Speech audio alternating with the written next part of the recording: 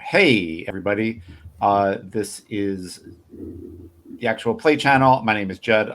He, him. I will be your MC for the afternoon. The channel's subscription and any money that we generate goes to, for now, Black Lives Matter and the Trans Legal Defense and Education Fund. That we're figuring out what we want to give to for the coming year for 2023.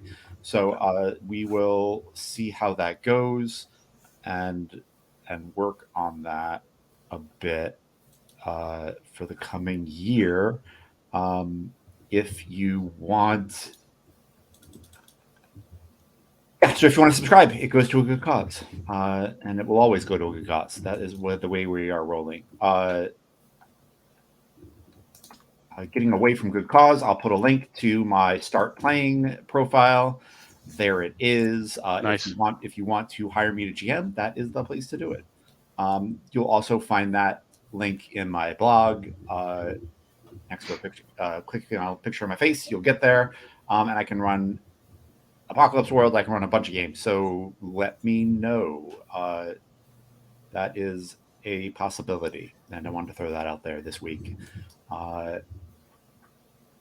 But the other person who has stuff, links to share, is Jay. Jay, I'm going to share the Play Fearless Substack.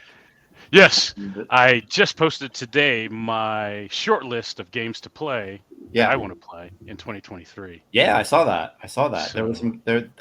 It was funny. I was like, no, not for me. Not. Oh, yeah, that one. Yes. Yes. No, not that one. No. Okay. I've been wanting to play Legacy for a while. Yeah. I saw it. Yeah, I've had a couple of good medium runs of Legacy, and I love it. I love it so much.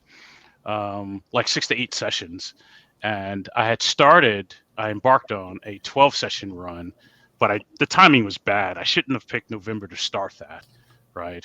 I will do it again. My hope is to get a good 12 sessions under my belt, because what I'd love to do then is take Ars Magica and move it into the Legacy format. I think that's a perfect match. Yeah. Interesting. That's how I want to do that. Me? Yeah. Huh. Yeah, because it's got a generational vibe to it too. Yeah. I can see that. And when one family is like on screen, the others can play their whatever the grog characters, is that what they call them? Grogs or companions. Yeah, for sure. Yeah. My thought is the generations follow the wizards, right? Because they're always right. Their whole thing in Ars Magica is immortality, right? And so then, when the ages turn, maybe they're still around, and then we're taking a look at companions and grogs, right? What happens as they age or grow, or whatever, right? I think that's a perfect fit. That's a big project, though, so I want to get, like I said, some long-term sessions under my belt, so I have an idea. Is it worthwhile? Should I do this thing? Yeah. It's a lot of work. I get it. Good luck. Sir Carol, thank you for noticing. Thank you for coming by. We appreciate you. And I'm definitely on Mastodon now, on Judd at dice.camp, and I'm enjoying it. The algorithm on Twitter is firmly borked, and I feel like if I reach anyone, it's a miracle. So Mastodon I feel like I'm reaching way more people. So it definitely is. Agreed, Sir Carol.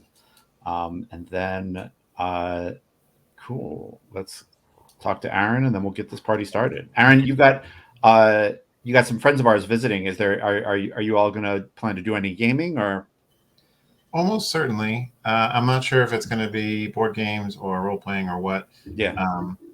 It's always a tricky thing figuring out what that's going to be, because Nick and I are happy to be up to our eyeballs in mechanics. Right. And our friends' mileage may vary, whether mechanics or time-wise. So we'll definitely find something that works for everybody. I mentioned the game On Mars last week on here.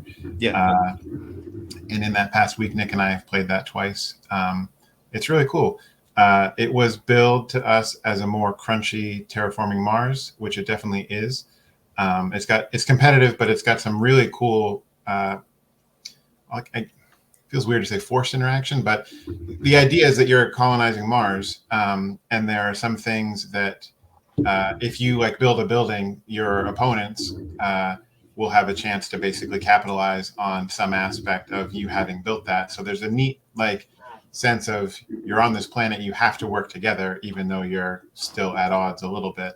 That's really cool. The only thing that we found that we like terraforming Mars more, I think we like the mechanics of on Mars more, but terraforming Mars has a little bit more heart with respect to the card outlay. There's just a little more flavor. There's artwork on there, whereas on Mars, it's definitely a little more theater of the mind. You're just kind of leaning on imagining the theme there, but still good. Neat. I love the terraforming games. I think they're neat. And, yeah, they are. Yeah, the Mars game, and Mars is awesome. So it's cool to hear more about it. Nice. Thank you, Aaron. Mm-hmm. More about board games later. I'll put myself down there, flip everything around, and let's get started. I think when we last left Loop and Bastet, the jet had crashed kind of on the beach, and Loop had driven back the robots, not the robot, but like the battle armors with mysterious occupants who were attacking the last of the space elevators that leads off of this kind of cursed Earth. You both probably know, I think that there was a kid with you. Does anyone have that kid's name in their notes? Diego. Thank you. Goodness. I was naming people in the space elevator after islands in the Pacific. Now I remember. Cool. So Diego, named after Diego Garcia,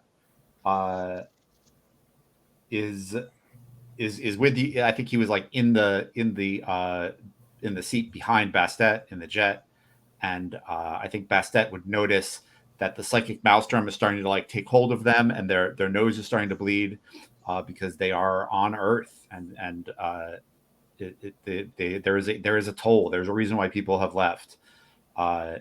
This might not be the apocalypse that caused people to leave, but the psychic maelstrom is really, really rough here. This is ground zero. I think you can see something coming kind of out of the tree line towards the beach. You can see that like there is maybe, I mean, it's big, so you assume it might be like one of the battle armors that they move on octopus-like tentacles that are, machine made, but still, they are tentacles that move very much like octopus legs, and but as if they were made for land. I don't think it's like Doc Ock where like they place themselves. I think they like slither more like a millipede or a centipede. And yeah, I think you can see the tree line kind of moving as one of them damaged comes through the trees. It's not to you yet. It can't see you, but you can kind of see evidence of it. Who knows if it saw your plane crash or not? I think there is probably some smoke coming from it, and that is where we're at. What are you all doing? I wanna figure out what's it doing? Is it looking for us? Is it trying to is it following the smoke? Yeah. And I also want to figure out, is it a vehicle, right? Is it like a vehicle, right? Yeah. Or is it a droid? You know what I mean? Yeah. My thought is, if it's a vehicle and we can take it, I can drive it. Right. Nice. Cool. I feel like you're reading a sitch here rather than reading a person, right? Cool. I'm good with that. Yes. Does that make sense? Yeah. No, it does. I wasn't sure which way to go, and I thought, hey, I'm not the MC, Judd is, so I'll let him figure that out.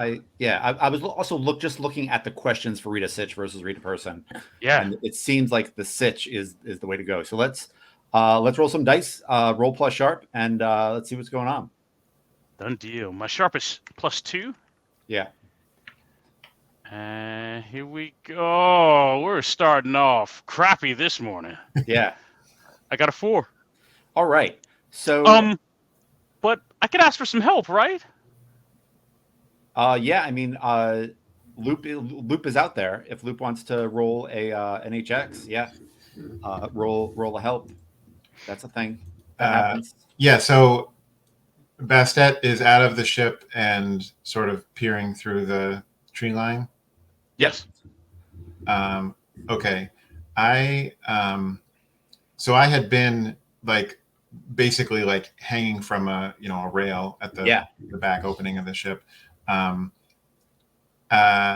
As soon as it touches down, realizing that Bastet is okay and that Diego is at least alive for now, I am gonna like bounce through the trees a little bit to basically create sort of a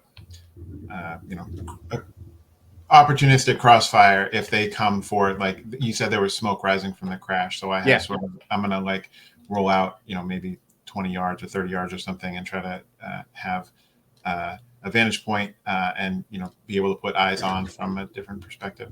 Cool. Yeah, I think there are like rocks on the beach, and so like you get up to one of them for some cover, and that sounds good. Do you want to roll plus your HX? Yep. And so all right, so 7, 3, 10, and then that rolls. When it gets to a 4, that goes down to 1, and we each get an XP, right?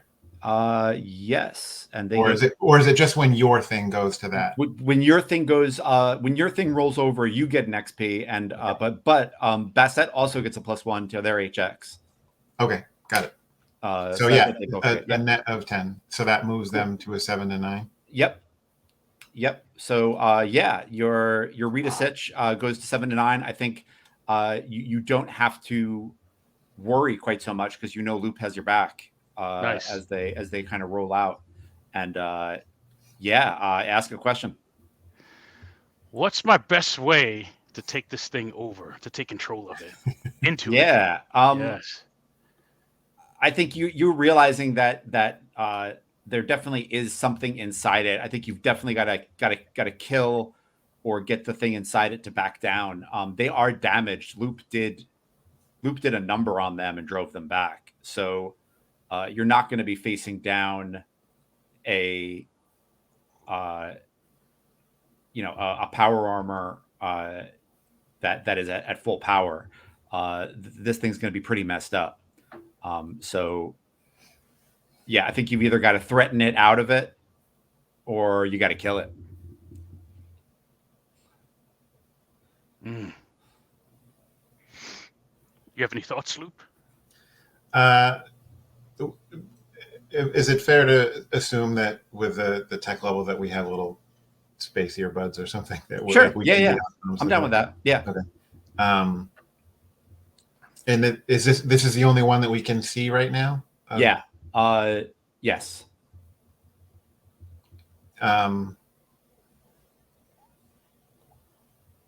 Well,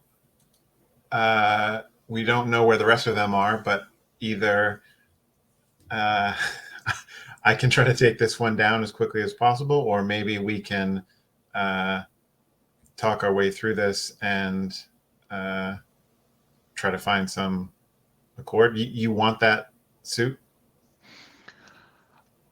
My thought is, I think it's useful. It may let us get into where the other ones are. We might be able to sabotage it to destroy some of the other ones, right? I think it might be useful. All right. Well, then I'll try to do this quick and quiet, I guess. The other thing I think to keep in mind is that in driving them back from the space elevator, I think you did cause fear and dismay, right? Yeah. So the ones I picked were inflict terrible harm, which I have to do. So that was +1 harm. Mm-hmm. I took seize hold of something, which was like the level they were. Like I think that would have stopped them from going up. Yeah. And then I get them out of my way and pin them down where the other two. Cool. Yeah. So I see them as like pinned back to the beaches. So like this one is kind of like it's on its way to its retreat, right? Okay.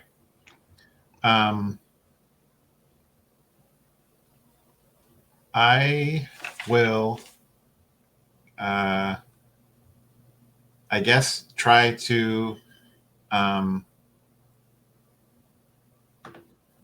put myself in a position to aggressively negotiate rather than just opening up on them.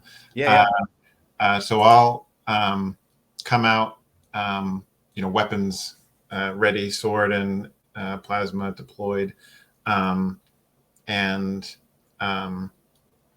basically get as close as I can before using cover before I spring out. Cool. And call out to them to stand down. And awesome. This is like you're confronting someone. It is textbook roll plus aggro. Okay. Which, if you remember from first edition, go aggro was like a whole move, and now it's a stat. So things have changed a little bit. Okay, so 7, and I have a weaponized thing that I think.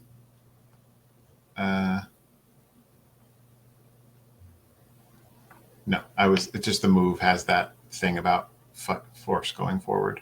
Cool. They put their guns up. There is some wiggle room. An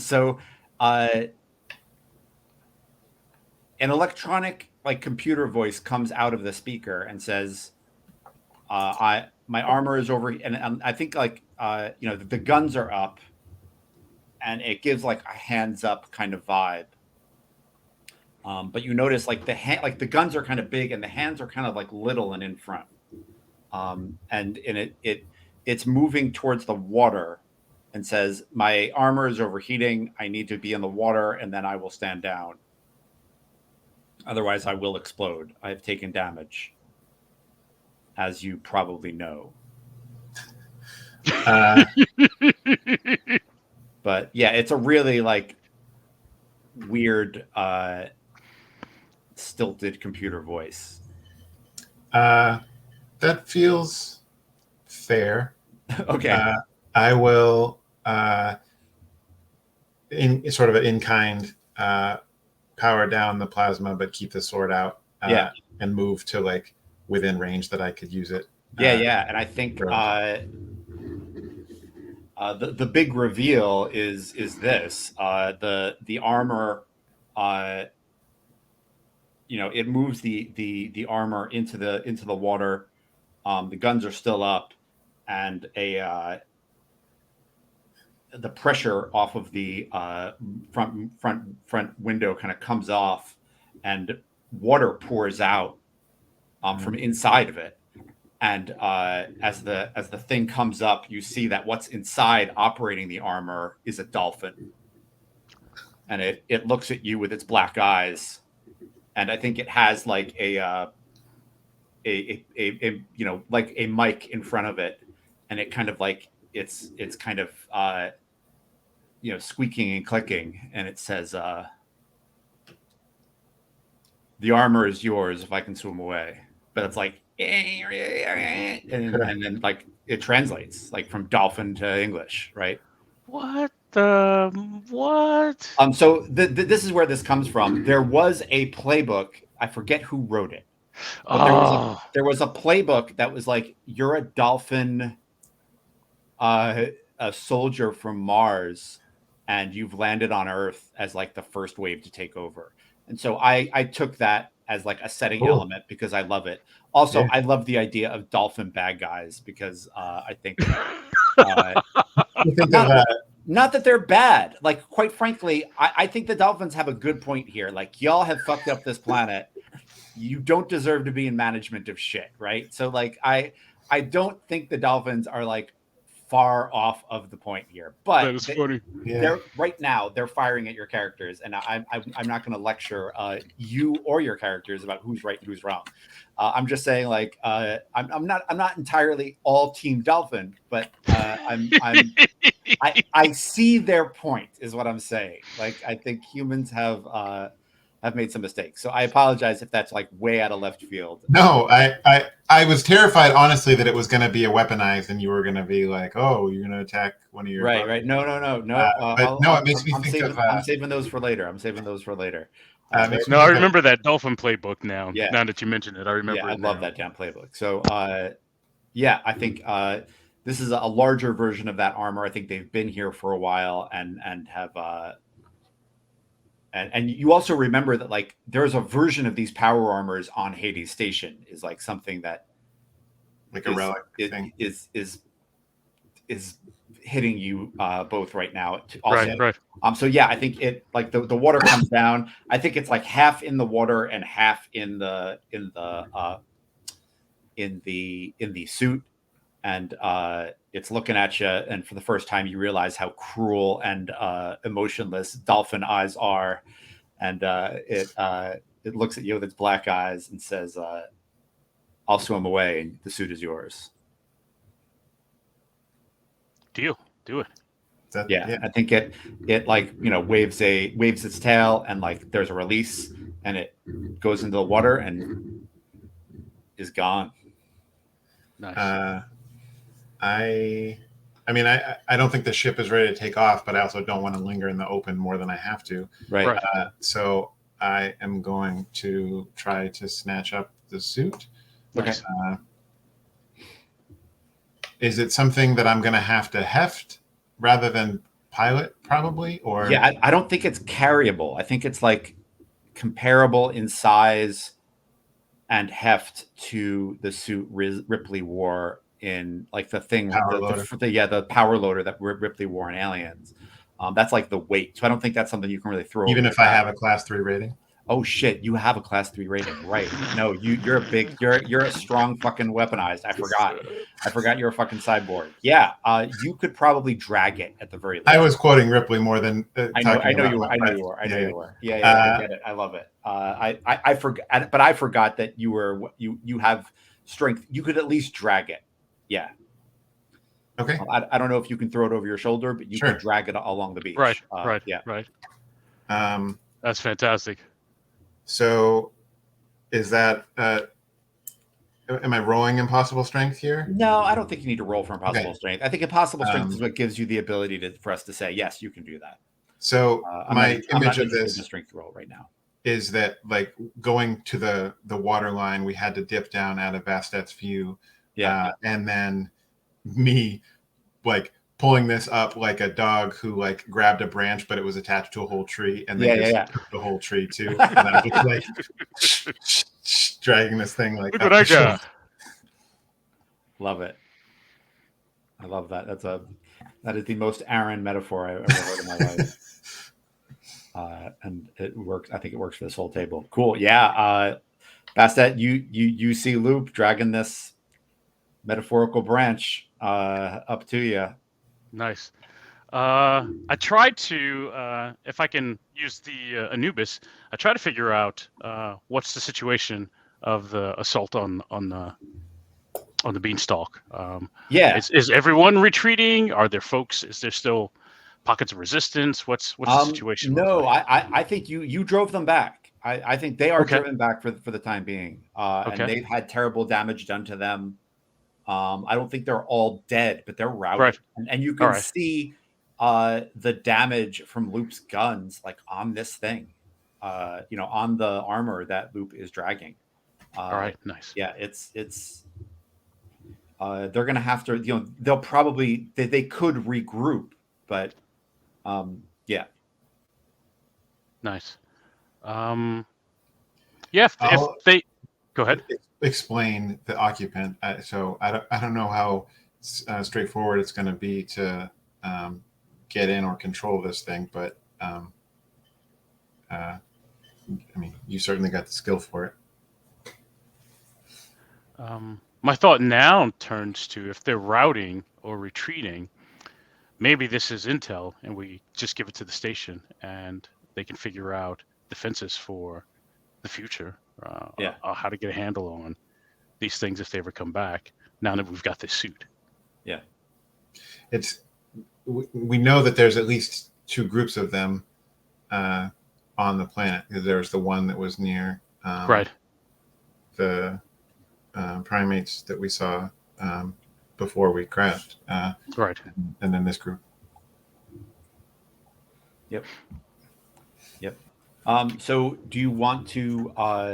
Yeah, I guess you're. If are you like heading towards the Beanstalk's entrance at ground level? Are you walking there? Are you trying to get the Anubis flight worthy real Yeah, if fast? I get the Anubis flight worthy, then we might be able to carry the suit in with the Anubis. Yeah. I think that if that's doable, I think that's the easiest amount of effort to make happen. Otherwise, we gotta walk it in. Yep.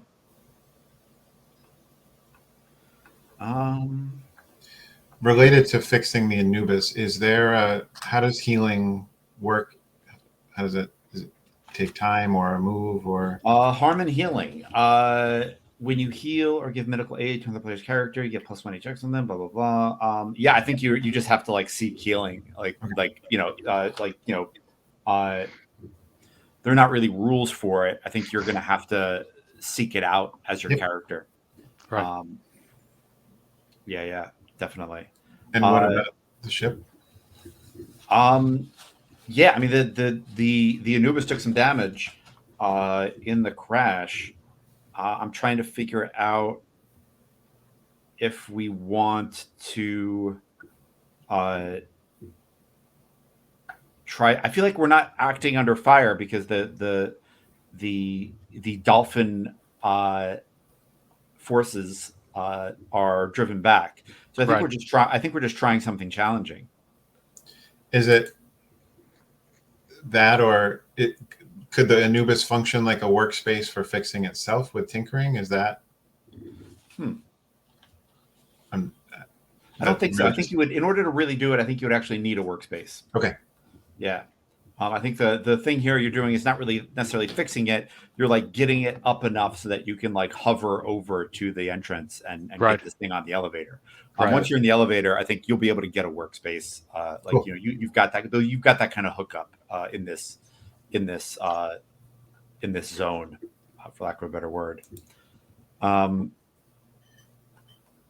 Yeah. Do you think is that what you're picturing Bassett doing? Like, fixing this thing up and getting it moving? Yes. Cool. Yeah. I think roll plus aggro.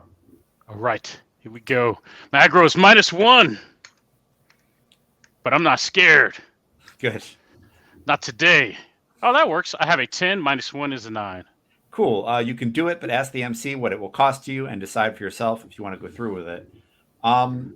Yeah, I think. Ask. Yeah. I think what it's going to cost you is a lot of fuel. I think you're really leaking all over the place. Okay. And like you'll be able to get it to the elevator, but once you do that, you're going to need to fuel up and cut some deals. And yeah, I think the thing is just on empty now. All right. That is acceptable. I know some folks here. We can make that work. Yeah, awesome. Yeah, I think we already have kind of set up that the Anubis can kind of hover. So yeah, I think you hover it. What about the power armor? Does the power armor like go into the storage unit? Is it like on top of it, strapped down? Or are you just leaving it?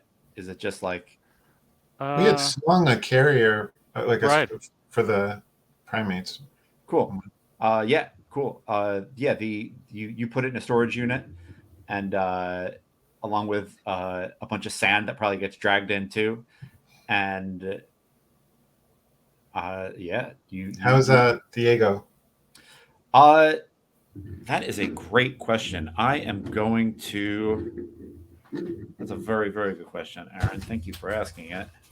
I appreciate it. I'm going to roll a d6. I'm going to see what the dice tell me. Oh, Diego's fine. I think he started with a bit of a nosebleed, but he shook it off, and is doing all right. So, yeah, I think the Anubis hovers. Bastet hovers. Gets the Anubis into the into the space elevator and the doors close. You can hear some small arms fire as they continue to drive the dolphins back into the ocean, and there's a noise. I think these, when I say elevator, I mean I think they're about the size of like a football field. Like this is made to move big things up and down this beanstalk into space, and so it's probably you and a bunch of wounded people who are being moved up to get medical aid, and there is a relieving hydraulic hiss, and the elevator door goes up, and it's slow but steady, and you're an Empire State Building above the island, and then more until it's just like a little dot, and the quality of the sky starts to change, and then you're in low Earth orbit again, and away from Earth. I feel like as soon as you get to a certain point above, you can feel the pressure. The pressure of the psychic maelstrom leave. I didn't make you re-roll because I felt like you guys never really left Earth. So I felt like the old psychic maelstrom rolls held. But you feel that psychic maelstrom pressure that was on you all the time, kind of a terrible psychic pressure, disappear.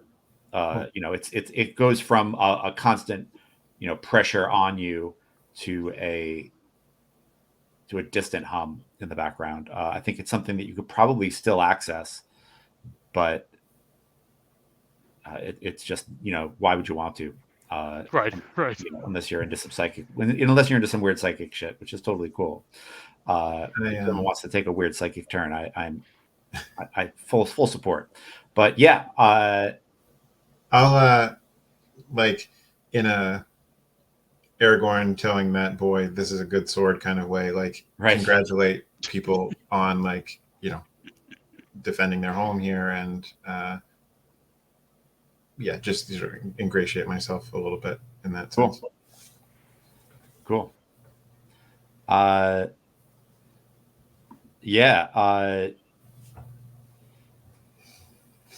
think they thank you for driving them back. I mean, they all saw you too. I think you guys are heroes. Bastet, you've got good contacts and connects here anyway.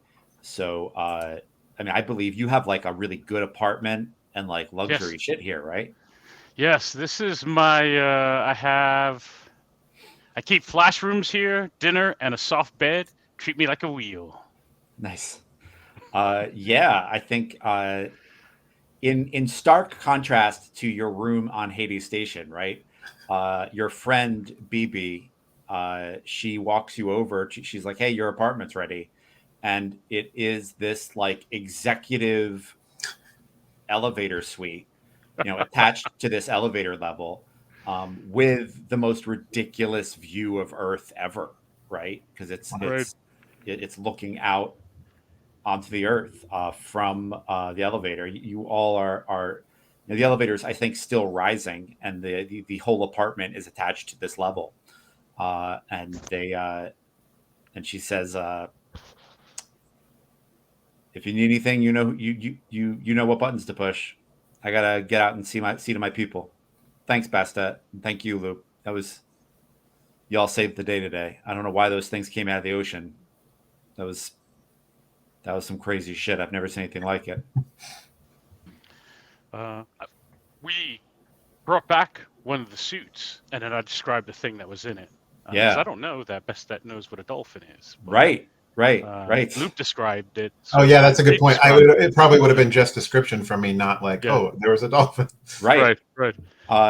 What do you think you called it? Like, hey, there was a fish in the fucking suit. There's a fish. There's a fish in there. Yeah.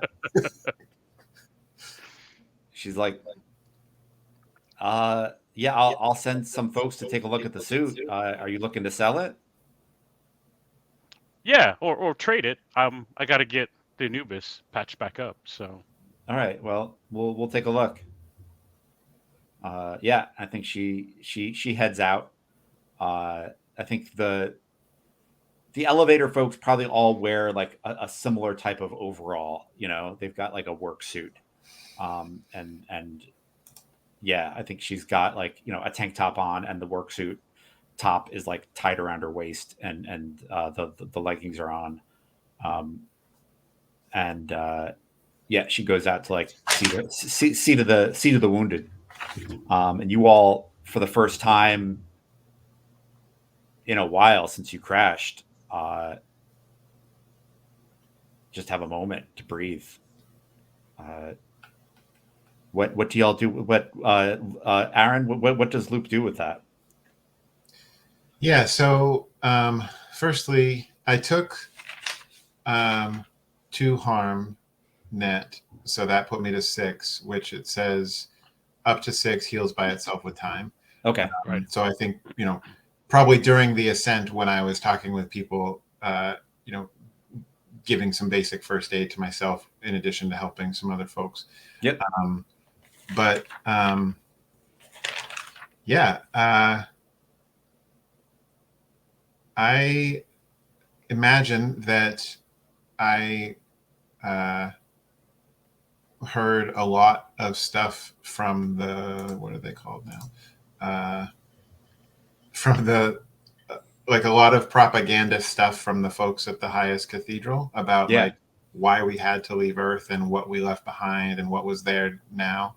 And now obviously like I've felt from the Maelstrom some of the echoes of all of that harm and difficulty, but like meeting creatures that didn't look like me, and then meeting some folks who were still there trying to hold down what they could on the planet. I think probably like the whole of those 3 interactions with the primates, with the dolphins, with the other folks, I think probably is like the absolute reverse of everything that I ever was told about Earth. Yeah, in a lot of ways.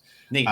So I think that the first like maybe hour or so is just kind of looking out the windows and looking down on Earth and being introspective about that. And then in a, soldiery, I have some time. I just like find a place to sleep, whether that's, if there's room in Bastet's place, that's cool. If not, oh yeah. Cool. Yeah. I was going to say, I definitely think there's room, and I'm glad Jay agrees. Cause I think this thing is pretty palatial. Cool. But especially from low Earth orbit standards, I think by any standards, but like, yeah, definitely by low Earth, it's ridiculous. Like you kind of can't believe that there's this, like there are places where it probably feels like there's so much space wasted. Like, it's probably the bathroom is probably bigger than most places you've ever lived. And I think it's that kind of luxury. Jay, how does Bastet? I think Loop is digesting it all, and in doing so, sees over their bandages and then falls asleep. On a couch, I imagine. What does Bastet do? I think she gets cleaned up, changes into station clothes, so she kind of blends in with everyone else. Yeah. I think she might leave some food, drinks out for Loop. And then goes and checks on the station folks. Cool. Her people. Yeah. I think there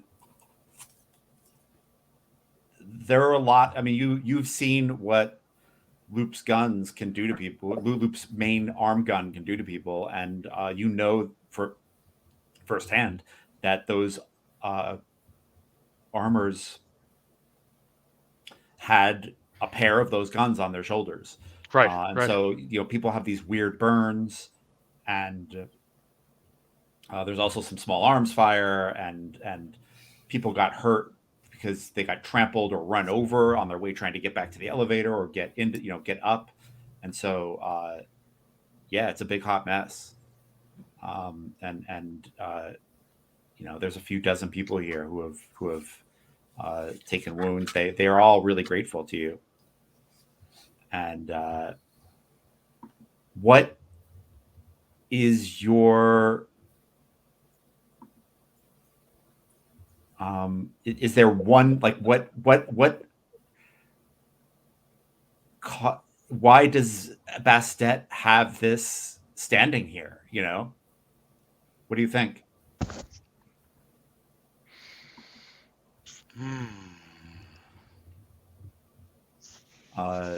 Was Bastet like dating someone respected here? Was Bastet, and any of these, more than one of these could be true. I'm not saying that's why she has the space she does. Was Bastet, does Bastet has Bastet helped keep this thing working?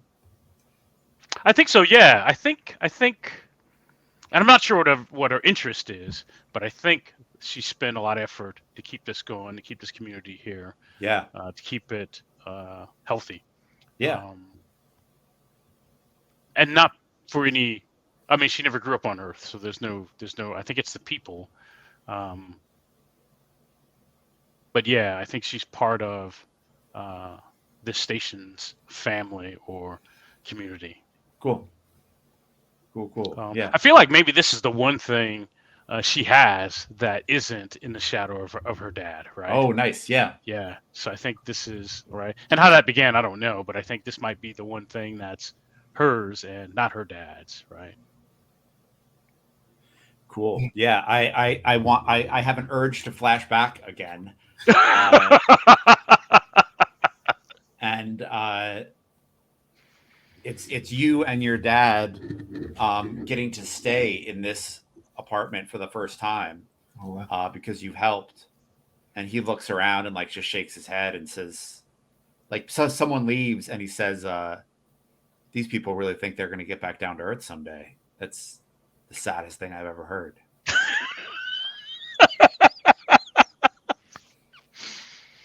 And he just shakes his head and like sips a cup of amazing coffee.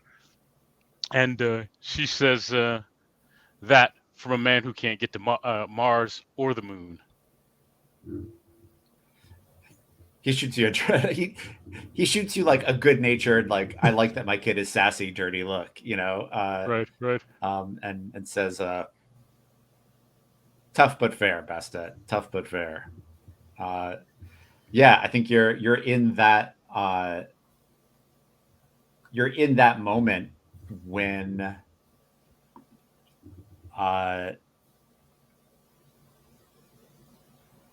VT, who is one of the leaders here, knocks on the door, and I think like they might even say like, VT is at like there might be some AI voice that says like VT is at the door.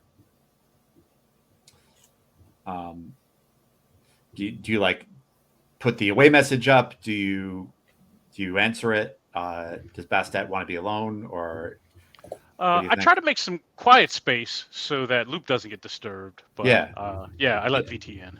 Cool. Yeah. I think that's easy to do. VT is a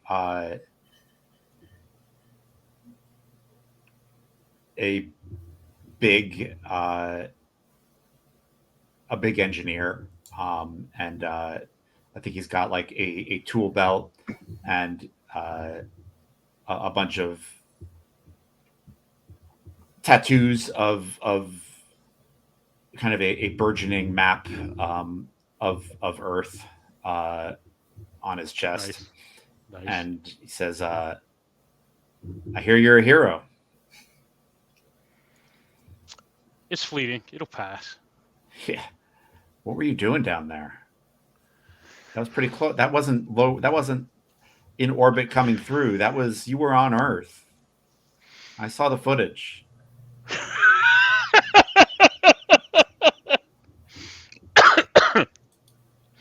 Yeah, it's funny because you bring that up and I forgot we were actually trying to get to the moon, right? Right. Right. And she says, I was trying out some maneuvers with the Anubis. It didn't work out. Well, you're lucky you got off there. I can't believe you. And I think when he says luck, she's doing this. Yeah. I'm a good driver. Nice. Nice. Yeah.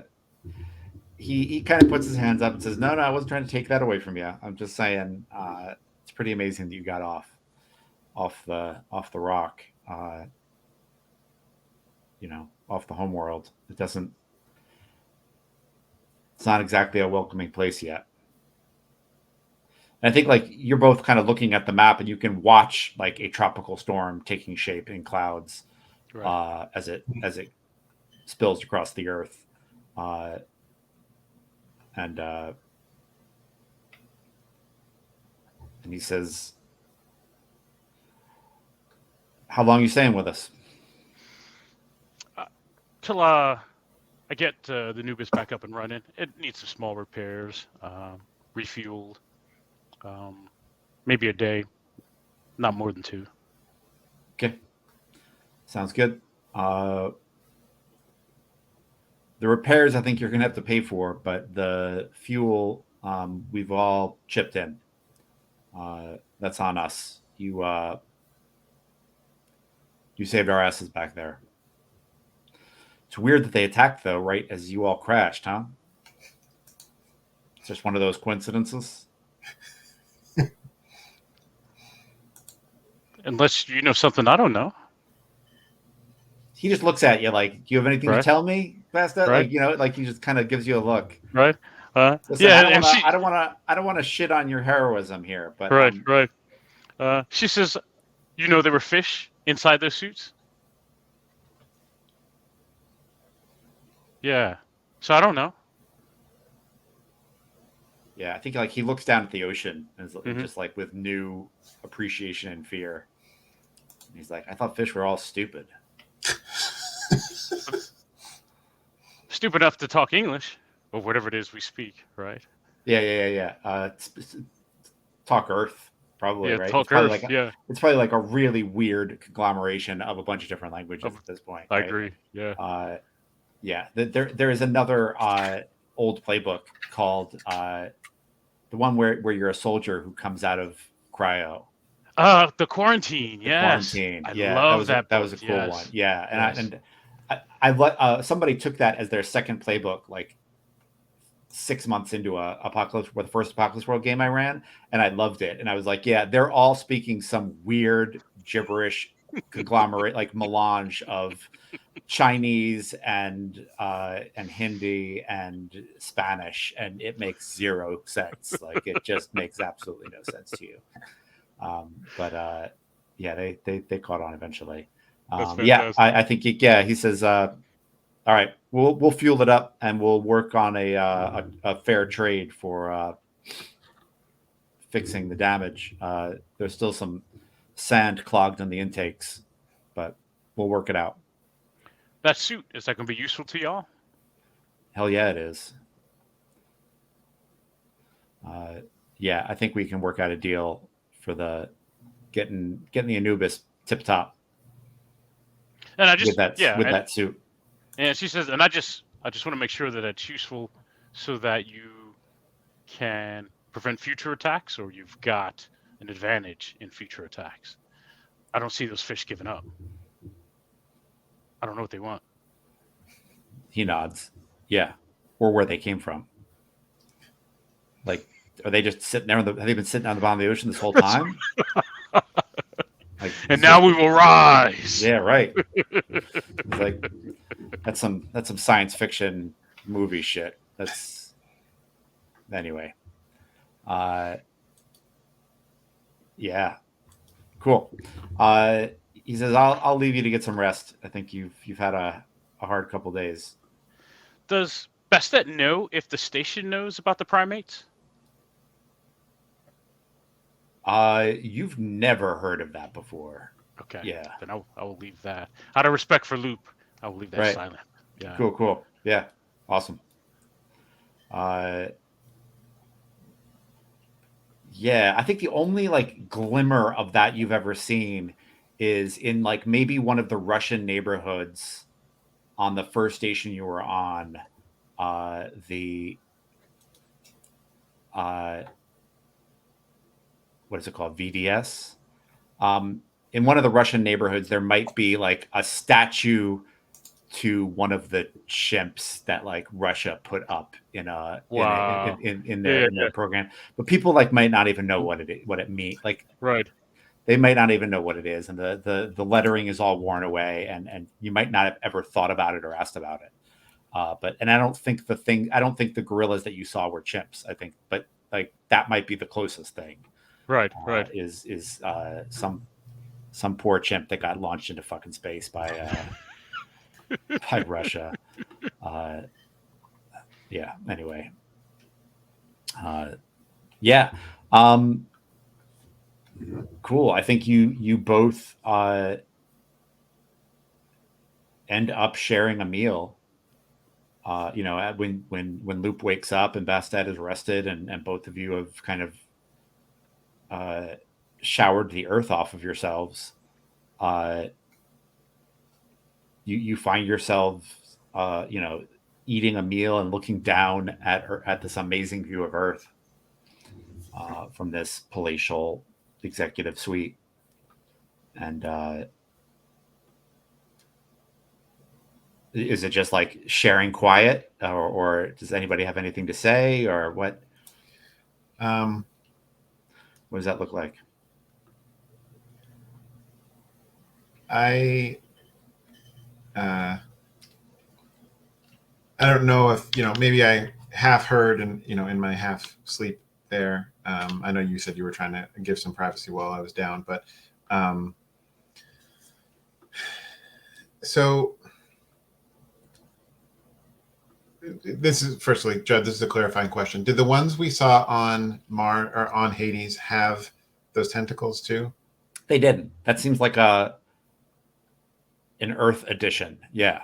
But they were otherwise largely. Otherwise, it was the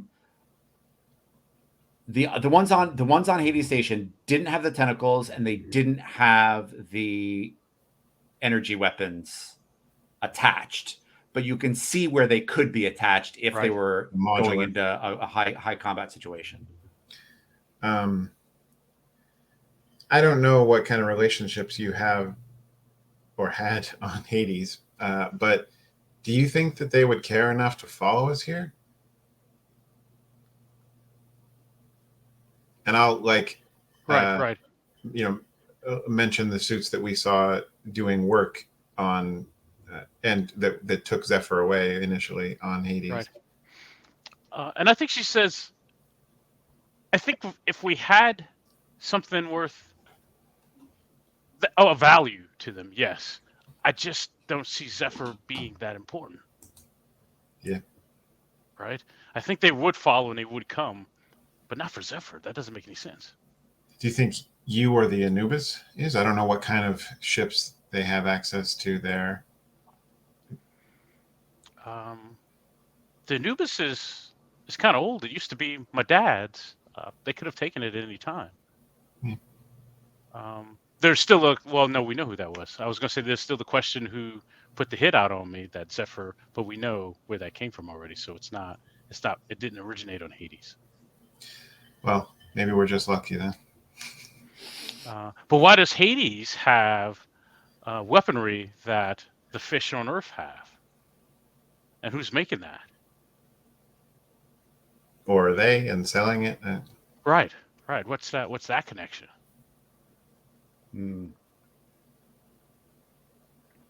Yeah. What's the deal with the Anubis? Are we going to be here for a while, or? Not more than a day or so. Most of the repairs are small and cleaning out earth from it and then fueling it up.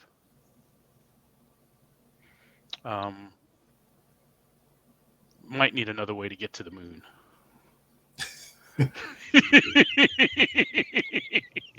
And I think like by now you all like this level of the space elevator is at the top. Okay. And has like moved over to a side and like settled into like an area along the top. And you can probably see ships that they call whales, that are big merchant ships that move goods to and fro. I don't think they grab food off of Earth. I think they probably grow it on elevator levels and then bring it up, as needed. Yeah. So yeah, I think this is, the elevator is a huge, like, without it, it would be difficult to say how people would get fed. Mm-hmm. So they're like big, like greenhouse arms on it. Yeah. Or whatever, yeah. There are levels that are just greenhouses, like, fields. And wow. Yeah, and I think one of the things this room has is like its own, electronic mail. And I think your mailbox has got a couple of things from journalists in low Earth orbit who want to talk to you about what the fuck happened to the elevator. And, the last thing we saw is that you left the old station, and the rumor is that you were trying a slingshot maneuver, and the next time you're seen is at the elevator. So, like, did the slingshot maneuver not work? Like, what happened? There are people who say you went down, blah blah blah blah blah. I think there are, like, a couple of journalists. I don't think I don't think the population is big enough to, like, support a ton. But there probably is, like, one big news thing, very much in the size of, like, the Deadwood newspaper in the Deadwood TV show, and then, like, a couple of independent journalists who, like, do their own thing. Nice. Nice. Like, yeah, I think there are a couple who are like, "Hey, we would like to talk to you. What the fuck was that?" There are rumors about fish. It's just getting crazy. And yeah, I think we've been at this a little over an hour. So let's take our hour break, and we will be back in a few minutes. We're going to take our breaks, get our water, get stuff in order, and we will get the Anubis fixed up, and then figure out what we want to do next. How we're going to get to the moon. Cool. Okay. Later, folks. See you soon.